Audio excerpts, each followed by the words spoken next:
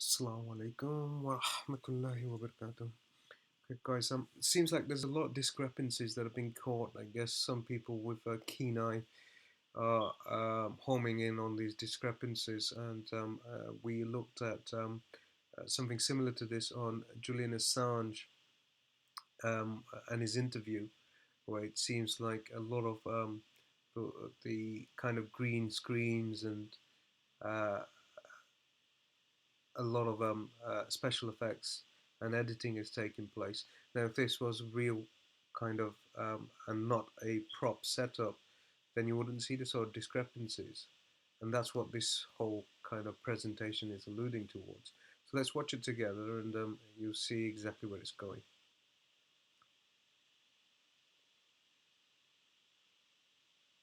Now you got that guy almost as though he's on a pedestal and then he drops. Now if it was gravity, then he'd be stationary in his position. He wouldn't drop like that, and it wouldn't just affect him; it'd affect his partner next to him. Now, as far as the clouds are concerned, I mean that's something that doesn't bother me too much. I mean that's possible. We have a lot of cloud coverage some days on covering vast regions just because of what happens. This is an interesting anomaly where this guy hits the handle, goes down, but it comes back up again.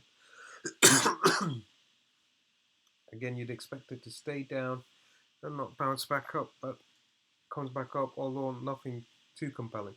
This is very interesting, where he basically rolls his hand down his sleeve, and there's a glitch in the system, right?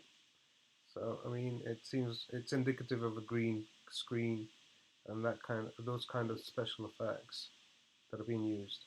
I mean, it's both the woman's arm as well. There you go, and the man as well. So you can see a lot of discrepancies in this, but that's not it. There's a third one as well. Here you go. You're going to see an extra digit appear from almost nowhere. So it almost seems like a retake.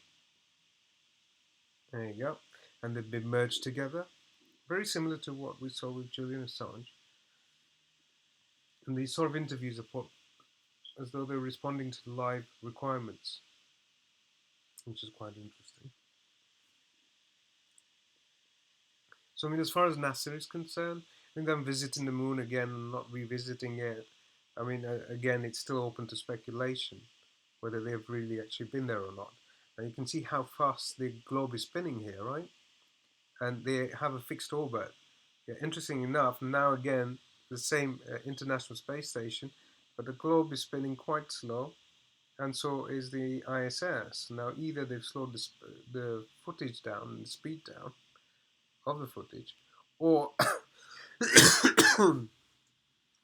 um, there's a discrepancy there that needs to be explained. There's many like this, one of which is that we can quite clearly see the stars lit up in our sky as we're looking from Earth above, from ground above, into our skies. Yet from the space station, there's no stars in the foreground, none whatsoever, none to be seen other than blackness. So you get the globe, Earth, and you'd actually, I mean, as a stargazer, and for those of you who are, you'll be acutely aware that light pollution has a huge impact on your ability to see stars. Now, interesting enough, above the globe, what you've got is pitch blackness, other than our sun, but our sun only reflects off atmospheres. So its light is basically restricted to atmospheres of certain celestial bodies, one of which is ours, and then it shines through and magnifies through our atmosphere. Now, this is why you'll see in observatories when they're looking at the skies, they shield themselves off from light pollution, and they also go to certain terrains where there is very little, excuse me, guys, very little light pollution, so that they can observe the skies and the stars. Um, so interesting enough, what you find is we actually get to see, despite the light pollution, we still witness and see the stars in the sky. And an individual, a researcher, made a very valid point as to why we don't actually see any, whilst the International Space Station is covering uh, the globe or any sort of footage and imagery that's provided by NASA, why don't we see the rest of the stars in the foreground, right? Unless it is in fact what they're showing is in fact um, um, special effects, and they're not really showing us what's out there.